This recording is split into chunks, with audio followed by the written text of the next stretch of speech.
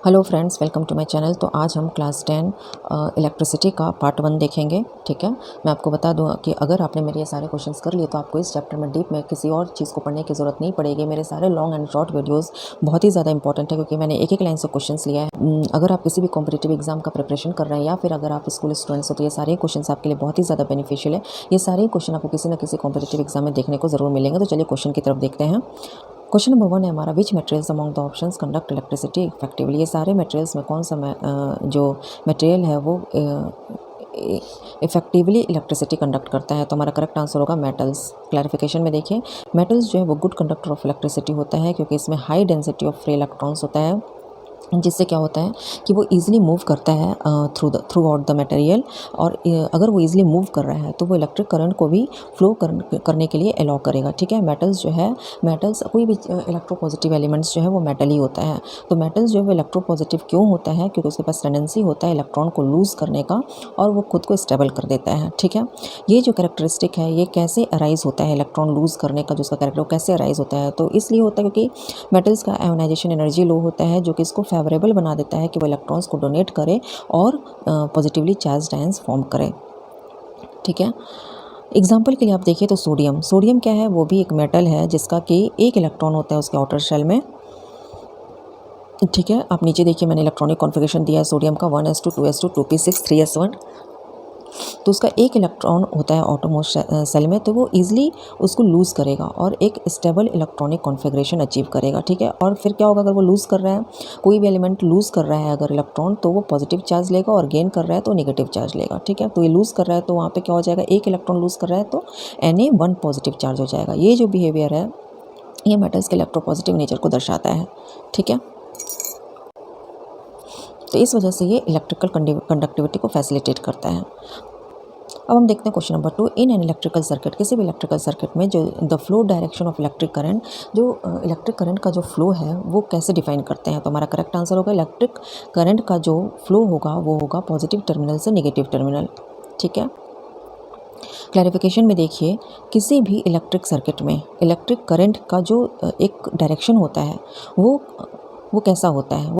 किसी भी electric circuit में जो कन्वेंशनल डायरेक्शन है इलेक्ट्रिक करंट का, कन्वेंशनल डायरेक्शन का मतलब क्या है? पारंपरिक दिशा। ठीक है, किसी भी इलेक्ट्रिक सर्किट में जो कन्वेंशनल डायरेक्शन इलेक्ट्रिक करंट का वो कंसिडर किया गया है पॉजिटिव टर्मिनल से नेगेटिव टर्मिनल। ठीक है, positive terminal of a voltage source यानी कि बैटरी से नेगेटिव टर्मिनल। ये जो कन्वेंशन है वो हिस्टोरिकल कन्वेंशन से इस्टेब्लिश हुआ है। ठीक है, हिस्टोरिकल कन्वेंशन यानी ऐतिहासिक परंपरा में यही था कि ये ऐसे फ्लो करता है। और अभी जो एक्चुअल फ्लो ऑफ इलेक्ट्रॉन्स है, जो हमारा ये ऐतिहासिक परंपरा में जो एक डायरेक्शन दिखाया गया था इलेक्ट्रिसिटी फ्लो का, वो जो इलेक्ट्रॉन का एक्चुअल फ्लो है उसके अपोजिट है वो। ठीक है, इलेक्ट्रॉन का एक्चुअल फ्लो कैसा होता है? तो नेगेटिव इलेक्ट्रॉन्स जो है वो नेगेटिवली चार्ज होता है और इसलिए ये नेगेटिव टर्मिनल से पॉजिटिव की ओर जाता है। लेकिन ये जो कन्वेंशन है, जो हिस्टोरिकल कन्वेंशन है, वो हमें बताता है कि इलेक्ट्रिक करंट जो है वो पॉजिटिव से नेगेटिव की ओर जाता है। ठीक है, और अर्ली समय में कि इलेक्ट्रिकल थ्योरीज में यही बोला गया था, उस समय ये नहीं बताया गया था कि इलेक्ट्रॉन्स जो है वो चार्ज कैरी भी करता है या नहीं। और इलेक्ट्रिक करंट का जो फ्लो है वो इनिशियली यही बोला गया है ना, इनिशियली अर्ली स्टेज में यही बोला गया कि वो पॉजिटिव से नेगेटिव की ओर मूव कर रहा है। तो ये कन्वेंशन को ही रखा गया है, पॉजिटिव से नेगेटिव ही रखा गया है कंसिस्टेंसी के लिए। ठीक है, कंसिस्टेंसी के लिए इसको ऐसे ही रखा गया कि ठीक है भाई ये पॉजिटिव से नेगेटिव ही मूव करता है। जबकि हम जानते हैं, अब हम जान चुके हैं इलेक्ट्रॉन्स पे चार्ज भी होता है और वो नेगेटिव से पॉजिटिव मूव करता है। तो भी इस कन्वेंशन को, यानी कि पारंपरिक जो ऐतिहासिक जो परंपरा था, हमारा कन्वेंशन जो था मूवमेंट का इलेक्ट्रिक करंट का कि पॉजिटिव से नेगेटिव मूव करेगा, उसको ही रखा गया है। अभी हम वही पढ़ रहे हैं, अभी हम उसके ही अकॉर्डिंग अपना सारा कुछ सॉल्व करते हैं। ठीक है, क्योंकि उस समय ये नॉलेज ही नहीं था कि इलेक्ट्रॉन्स पे चार्ज भी होता है, इलेक्ट्रॉन्स चार्ज कैरी करता है। तो जो पहले अर्ली स्टेज में जो थ्योरी मिला उसी थ्योरी को भी हम बराबर से पढ़ रहे हैं। क्वेश्चन नंबर 3 है, the quantity of electrons with in 1 coulomb of charge. 1 coulomb of charge में कितने इलेक्ट्रॉन्स होते हैं? तो हमारा आंसर होगा 6 × 10⁻18। क्वेश्चन नंबर 4 है, as a constant electric current passes through a conductor, the electrons within it exhibit a specific average speed refer to as. ठीक है, कोई भी कंडक्टर अगर उसके थ्रू जो है वो एक इलेक्ट्रिक करंट पास हो रहा है कॉन्स्टेंटली, तो जो इलेक्ट्रॉन्स है इसके अंदर वो एक स्पेसिफिक एवरेज स्पीड को कवर करता है। उस एवरेज स्पीड को, उस स्पेसिफिक एवरेज स्पीड को हम क्या कहते हैं? तो आंसर होगा हमारा ड्रिफ्ट स्पीड कहते हैं। क्लैरिफिकेशन में देखिए ड्राफ्ट स्पीड जो वो क्या होता है कि वो एक एवरेज वेलोसिटी होता है इलेक्ट्रॉन्स का कंडक्टर में due to an applied electric field, वहाँ पे इलेक्ट्रिक फील्ड होता है, ठीक है। इस वजह से उसका जो average velocity of electrons, average velocity electrons का कंडक्टर में, उस एवरेज वेलोसिटी को हम ड्राफ्ट स्पीड कहते हैं। इमेजिन करो कि एक वायर जो है एक बैटरी से कनेक्टेड है। जब वो बैटरी एक इलेक्ट्रिक फील्ड क्रिएट करता है तो इलेक्ट्रॉन्स जो होता है वायर में वो उसको एक फोर्स मिलता है, और वो उस फोर्स की वजह से वो जो फील्ड का डायरेक्शन होता है उसमें ड्रिफ्ट करना शुरू कर देता है। ऑल्दो इंडिविजुअल इलेक्ट्रॉन्स जो है वो रैंडमली मूव करता है ड्यू टू थर्मल मोशन, ठीक है। जो भले ही वो रैंडमली मूव करता है थर्मल मोशन की वजह से, लेकिन जो नेट रिजल्ट आ रहा है वो स्लो ड्रिफ्ट होता है in the direction of electric field.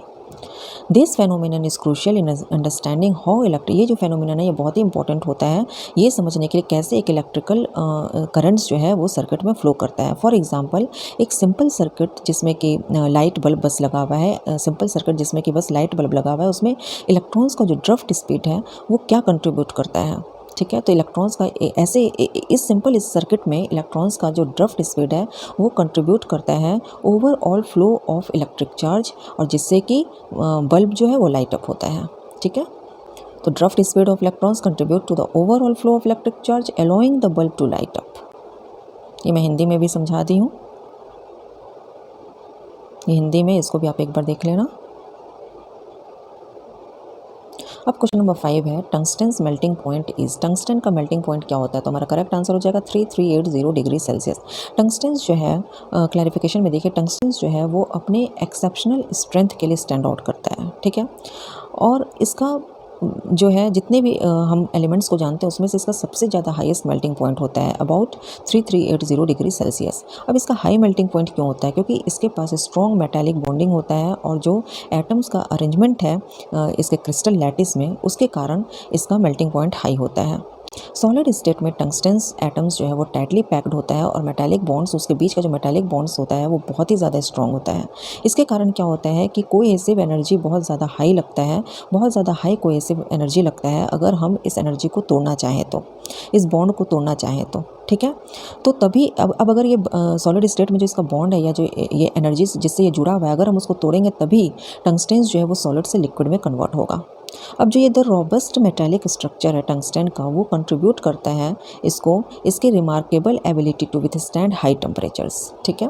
अब ये जो रोबस्ट मेटालिक स्ट्रक्चर है टंगस्टन का, इससे क्या होता है कि ये हाई टेम्परेचर पे भी आराम से खड़ा रह सकता है, ठीक है। ये लिक्विड में कन्वर्ट नहीं होगा हाई टेम्परेचर पे भी, और इस वजह से इसका हम कहाँ कहाँ यूज़ कर सकते हैं? तो इसका हम यूज़ कर सकते हैं लाइट बल्ब फिलामेंट्स में, ठीक है, और हाई टेम्परेचर इंडस्ट्रियल प्रोसेसेस में टंगस्टन का अच्छे से हम यूज़ कर सकते हैं।